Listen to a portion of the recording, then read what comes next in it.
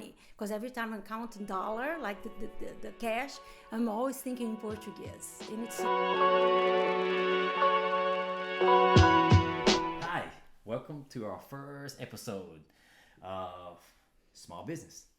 And this is my host, Cristiani. hello. Hey, Cristiani, how are you doing today? I'm good. How are you? Good. All right, so we are in this episode, and most episodes, we talk about real estate, we talk about small business, and we talk about life. And that's what we're here to do. And Cristiani, thanks for having me. So, Cristiani, tell us a little bit about you. Yes. So I am, like you said, Cristiani, and I am a small business owner, entrepreneur, real estate investor, and mom of two boys. So what do you? So mom of two boys. So So is it Christian or is it It's like Christian? How do you say your name? it's Cristiani, so it's Christian with the E in the end. So some people call me Christian, other people Christine, but my friends call me Cristiani. So just take a little bit used to get to the sound, but after that So it's once easy they to remember. so once So that's from Brazil. I'm Brazilian, and I've been here since 2000 in US. And I lived a little bit in Arlington, Virginia before coming to Atlanta. okay. Yes, Well, that been is here. awesome. So Been tell here. us. So Half tell of us. my time here, half of my time in Brazil. I'm just saying something because I've been half of the time here, half the time in Brazil. So when I'm here, I feel like I'm still a foreign or an immigrant. You know, when I go to Brazil, I have the same feeling too. People look at me, or like things are a little bit different as far as the cultures, but you feel the same way everywhere you are, I guess. But I just wanted to say that. To add to that, I've been here my entire life, and I am an immigrant from Laos through the Vietnam War, and I've been here my entire life. My entire 40 plus year life, and I still feel like a foreign. And when I go home, I feel the exact same way. Isn't it crazy? So that's I'm it. sure a lot of immigrants out there that can resonate with them too. Because I have friends from all over and we all talk about the same things. But the epiphany that changes things, first off, is the biggest thing is that have you stopped thinking and dreaming in English, or do you still think and dream in your language? That is the key. That is the key to Yes. how things change in But your mindset. can I just say something else too? It's I dream, of course, in English because my reality is in English. Like, for example, if I'm talking with my sister, she lives here, so we talk in Portuguese. So we're gonna be speaking Portuguese. But if I am with Pat or talk with other, business or with my kids, we speak in English. So my dreams are English. But there's one big difference that I've learned because I talk with a pathologist, a speech pathologist, and she told me you can tell, like, every time that you count money, if you always gotta it's gonna count in the language, the original language. And it's so funny because every time I'm counting dollar, like the cash, I'm always thinking in Portuguese, and it's so true. So it's lower. It never goes away. So you're counting lower cash, so the reais are a lot lower. So if you're counting $100 bill, I it's gotta $50. divide. Is it $50 or less? Yeah, I got or multiply by 5, right? Is that an abundance mindset or a scarcity mindset? Because that's less money, right? So it's like. Yeah, well, you know what I mean. Right? I'm teasing. Okay, good. Woo. So let's talk about what you do. So you are, what are you? What do you do for a living? I started with small business, so I've been having stores for over 18 years, I think now. So for me, that way or their journey was what really was my purpose, because I really wanted to have my own business. I come from a small business from home from Brazil. So for me, it was like a natural transition to come to the US and then find something that really resonate and start a business and then seeing it taken off. So that's who I am. And then I started about 15 years ago just investing in real estate because I love it. And as I come from a family that my dad was a real estate investor too. So that's how I started real estate, and I love it, love it, love it. And now I've been doing mortgages, for a while, and I really enjoy it. So when you do real estate, what is it when you say you invest in real estate that you do? Like how many What do you do? Do you buy it? Do you sell it? How many properties do you invest in, or do you own? Yeah, it's. I started out. I bought my first condo here back in 2006. I bought in Midtown, and I don't know if you guys remember. Was that time there was a lot of non-doc loans because I had my Social Security, but I didn't have credit built yet, and I didn't have a lot of years of W-2s or whatever. So I started that way. I put 10% down on time, and they verified my credit, verified my employment, and that's it. I got a condo, and I still have it to this day. So it's been since 2006. So everything I learned from my dad too. You buy and you hold. So has been my philosophy. Okay, all right. So you buy it and then you rent it out, or do you kind of sometimes people you Airbnb it? What do you do with your properties? So in the beginning, once I moved out of that condo and bought a house, I wanted to rent it out. So I'm always, like I said, buying and holding, and having the tenant pay for the mortgage, and so that's the natural process. So when I start seeing that there was opportunity there, and then I'm like, oh, I want to get another property now that I have two, and seeing everything working out. I used to believe like how much we learn, right? I used to think that coming from my daddy experience and bringing this on, so you buy something, you pay it off, and then you move on to something else, buy a new house or a new condo, or a new place, and then pay that off, and then you move.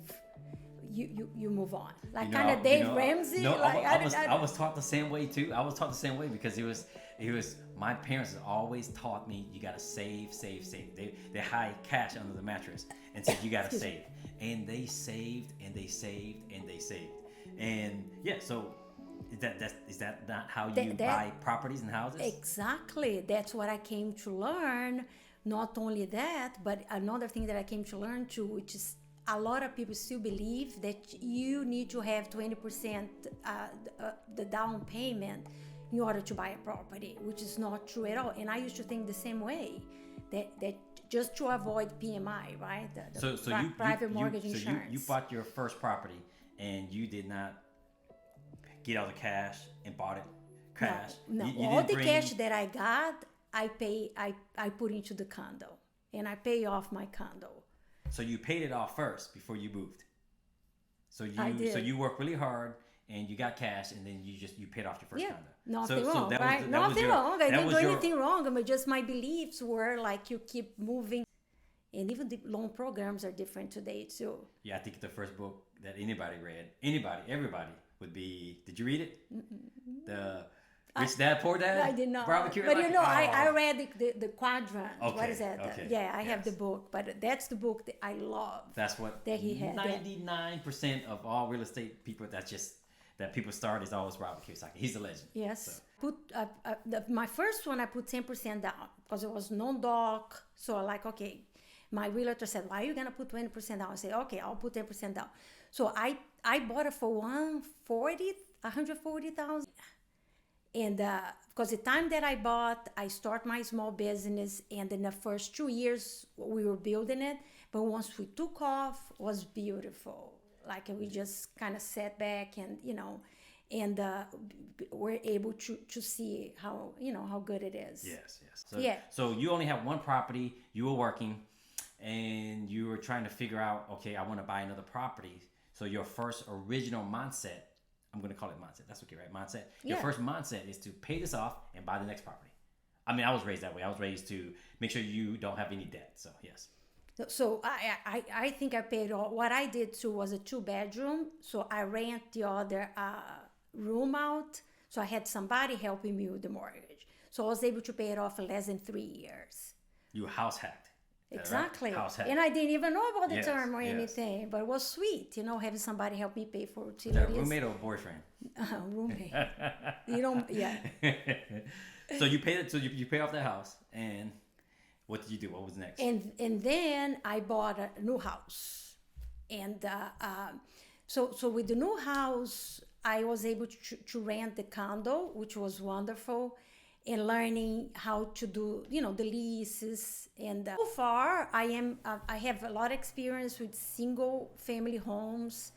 I did a short term. I'm very experienced with short term and manage short term from far away and medium term too, which I really love.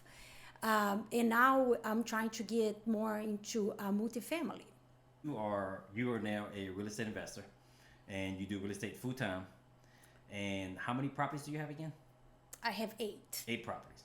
So pretty good. All right. But the difference is when I start changing my mindset of getting a loan instead of paying for the property down, entirely in order to buy a new one. I was like, okay, now I get a loan and I'll put 20% down or 10% down. So I was able to scale a lot faster. Did you probably read the book or you know it already? You use debt for leverage or leverage for debt. Yes. Right? Debt yes. to leverage, and you were able to build. So from there you've scaled a lot faster. Definitely. Yes. And then I finally, could understand what it means to, in the BRRRR, if you guys know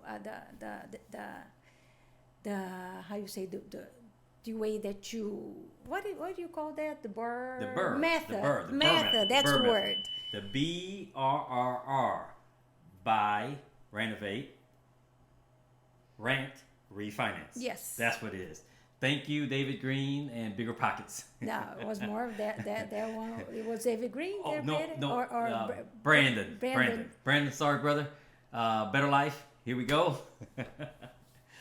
But yeah, so when I got to that new method, I grew a lot faster. So I went from pretty much from 1 million to 5 million, and now I'm ready to move on to multifamily. So would you say you have financial freedom? I would say I'm pretty close to it. I've had I feel like I have more control of my time now than I have never had before. Time with my kids that I really enjoy. Traveling, I mean, it's just. So tell us what you do now. So now you are in real estate full time. Tell us what you do in real estate. So what is full-time real estate? I What do you mortgages, Okay. right? Home mortgages. Okay. So I get to know more people and network. So you found the fast track. You're like, you know what? I need to borrow money. Yeah. I need loans. I'm going to do loans. Is that what you did? You just decided that you were going to do loans And to speed up your process, or you do it because you love it? I did it because from my experience dealing with loan officers wasn't that great. There's not a lot of explanations and they would not break down the loans and explain. So I thought there's a demand there for people like me that can come and explain and kind of show that you can grow and you can have your first house or have investment property using the bank money. The bank can help you. From my experience, I have realtors, so many times realtors were looking for investment properties, and then we put an offer in, and then I was using their mortgage brokers and calling them and asking for help. There's not a lot of help there. They're pretty much like straight to the point. You gotta have 2 years of this, and I'm self-employed, and I'm like, okay, is there any other loans that we can do? My experience with loans, I remember that I would call, at least a dozen loan officers. I would call and I would say, hey, I'm an entrepreneur. I have my own business, and they would literally hang up the phone on me. They would literally tell me no, no, and no, and no answers. They wouldn't. I think the thing is like they didn't give you a path, and even the real estate agents, when I would work with a real estate agent, how you say real estate agent? Sorry, yeah, or Asian, realtor. Real estate agent. I'm joking. Asian pops out because I'm Asian. No, I'm joking. So real estate agent, realtors. So when I work with them, they would give me their recommended mortgage broker or mortgage person. Yeah. And that mortgage person would literally turn me down, and then that was dead end. Yes. Like there was no help out there in how, because I would say with you being successful and being in the industry, it's not a matter of, it's not a matter of that I can't have what I have or that I can't have. It's how do I get it, right? So it's how. So I think you kind of found a way to say, how can I get to where I want to be, and you kind of found a way to get it because you were obviously you were a loan officer Yeah, now, yeah. but you were talking about different loans that you had. But I think that coming from, and tell me if I'm heading the right direction, but you became a loan officer out of your experience and frustration Yes. of dealing with loan officers. In talking with other people and other investors, and it's hard if you go to the traditional mortgage brokers. They don't know a lot of the loan programs that are out there, and then there's a lot of more loans. You don't need the bank anymore. There's a lot of lenders now that are out there, and they love to lend to investors.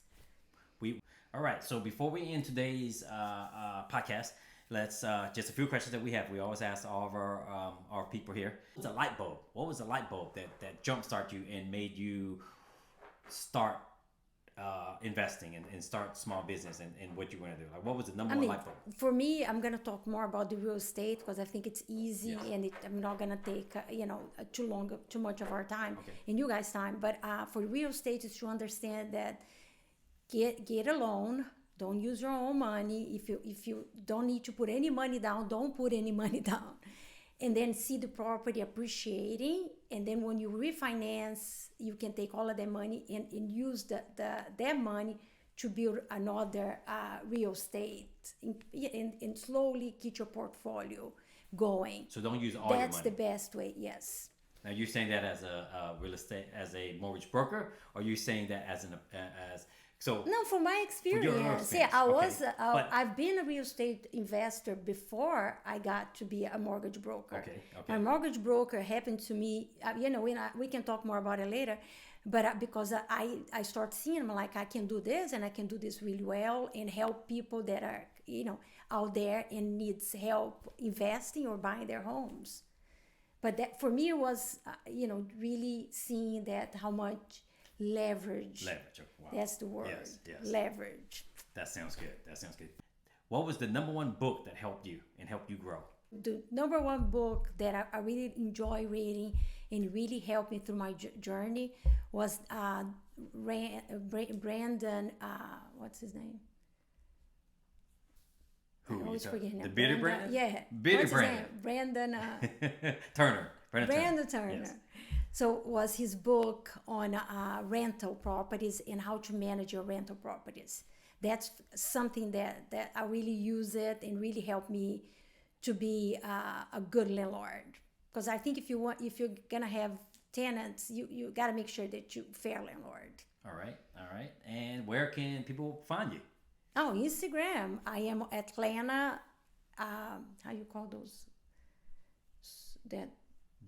Atlanta You want the dash underscore? Underscore. Oh, Atlanta yeah. underscore. That's Atlanta underscore mortgage. That's on Instagram. And this is my channel. So we'll be coming up. Pat is going to be helping me. My idea is to get with my Brazilian fellas and my Brazilian realtors and do some in Portuguese. Aí, galera! Português chegando aí. Vamos investir na América. All right, thanks. Bye, guys.